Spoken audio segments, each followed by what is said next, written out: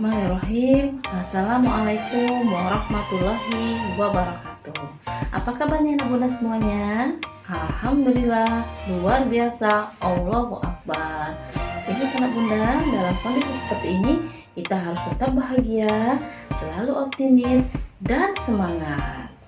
Baik anak bunda, kita berdoa semoga pandemi segera berlalu dan kita segera beraktivitas kembali seperti biasa dan bisa berkumpul kembali untuk belajar dan bertatap muka kembali di sekolah.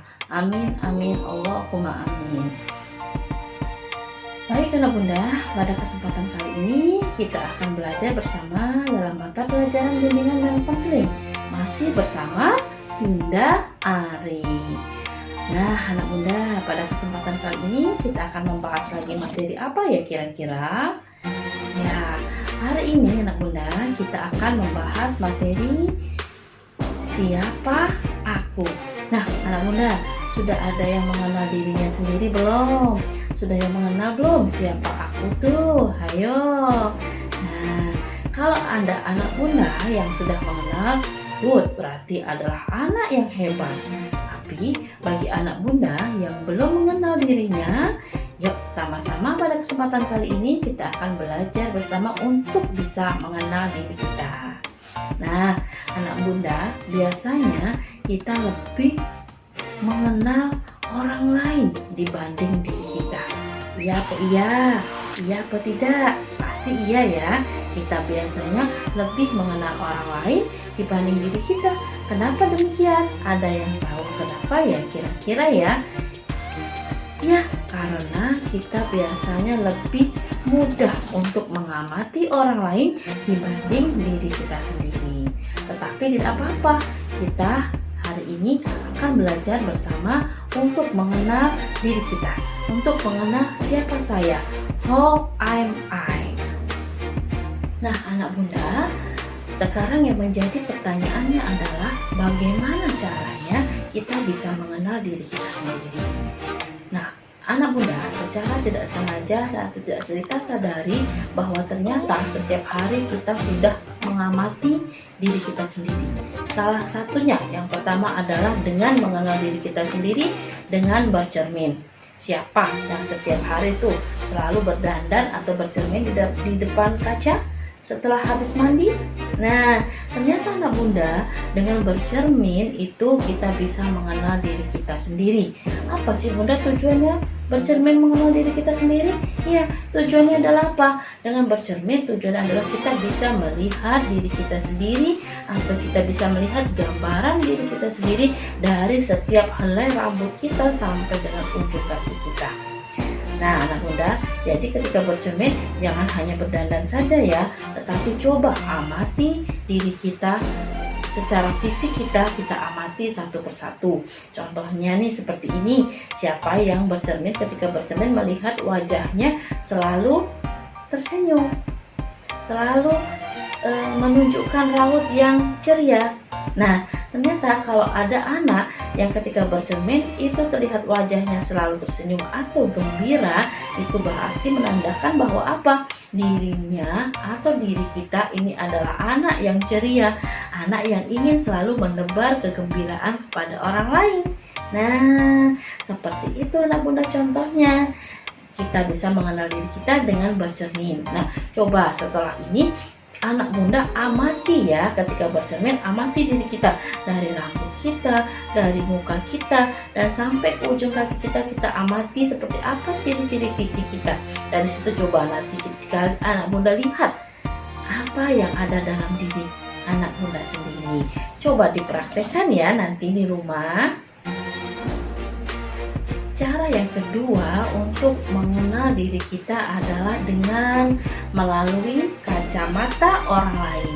Nah, anak bunda, kita ini adalah manusia yang dalam hidupnya tidak bisa hidup secara sendiri.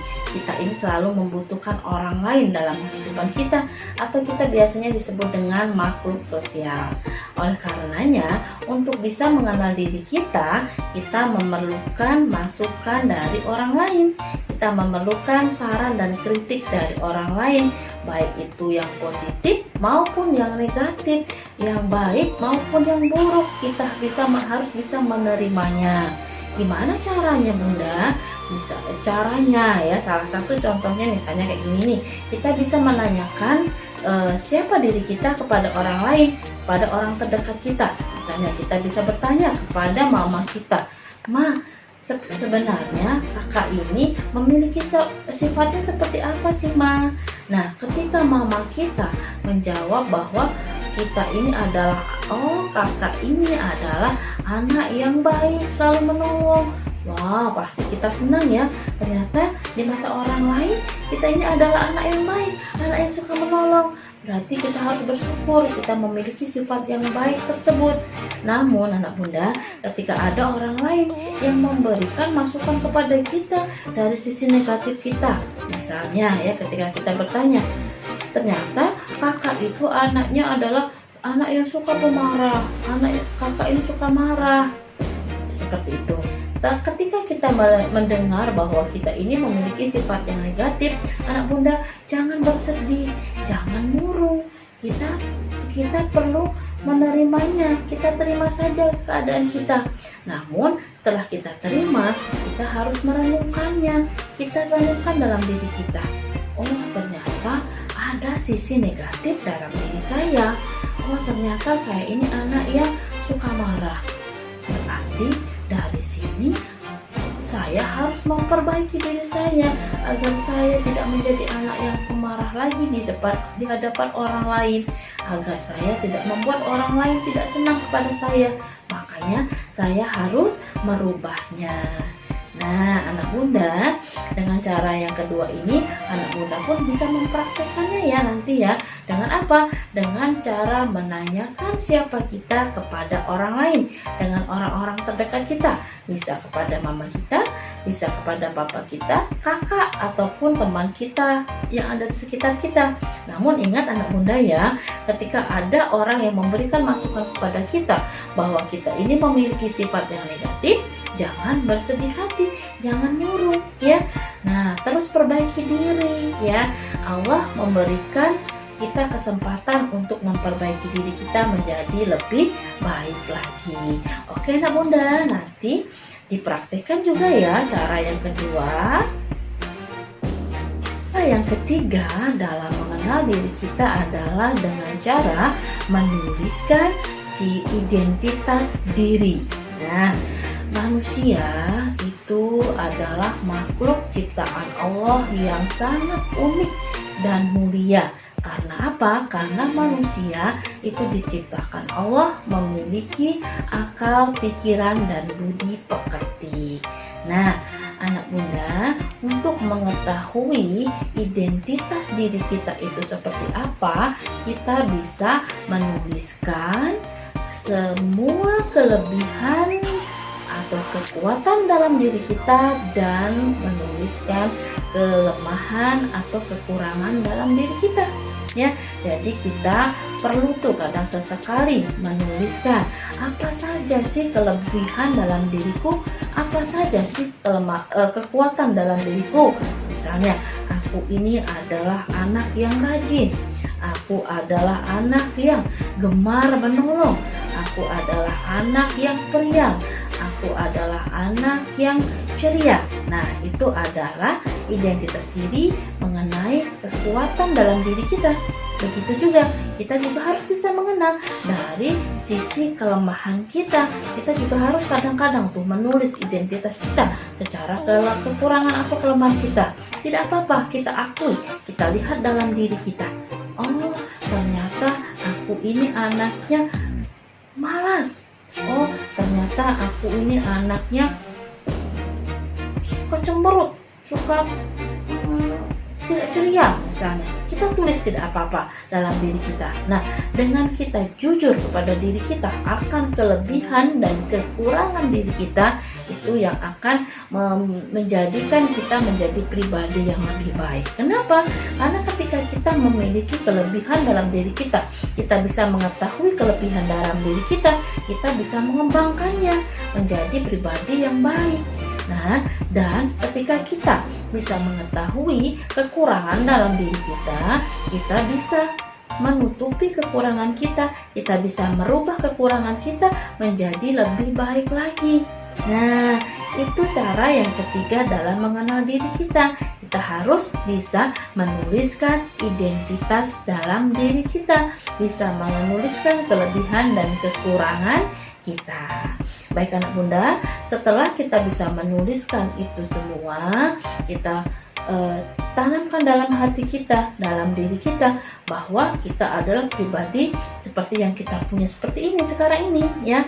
Namun ketika kita memiliki kekurangan, jangan menjadikan kita sedih atau menjadikan kita kurang percaya diri.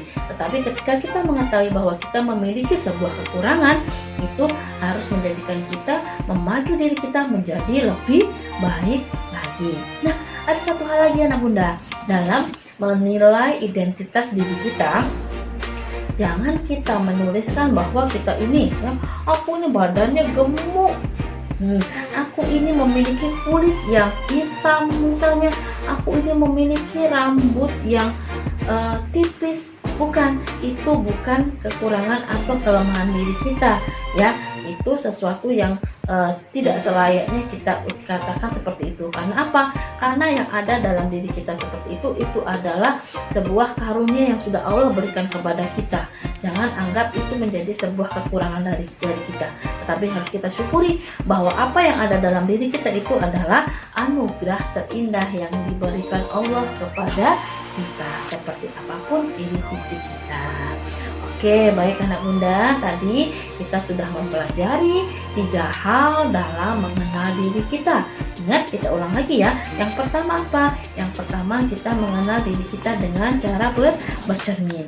Yang kedua, kita bisa mengenal diri kita dengan melalui kacamata orang lain. Dan yang ketiga, kita bisa mengenal diri kita dengan cara menuliskan identitas diri. Nah, dari sini anak bunda ingin anak bunda bisa mengenal diri anak bunda ya dengan mempraktekkan 3 hal tersebut. Nah, tugas anak bunda sekarang adalah melakukannya ya. Silahkan anak bunda amati diri anak bunda, kemudian anak bunda bertanya kepada orang lain. Kalau sudah, yang terakhir adalah silahkan tuliskan tuh 10 kelebihan atau 10 kekurangan dalam diri anak bunda. Nah, kalaupun ada yang lebih, silahkan tuliskan sebanyak-banyaknya kelebihan dan kekurangan dalam diri kita.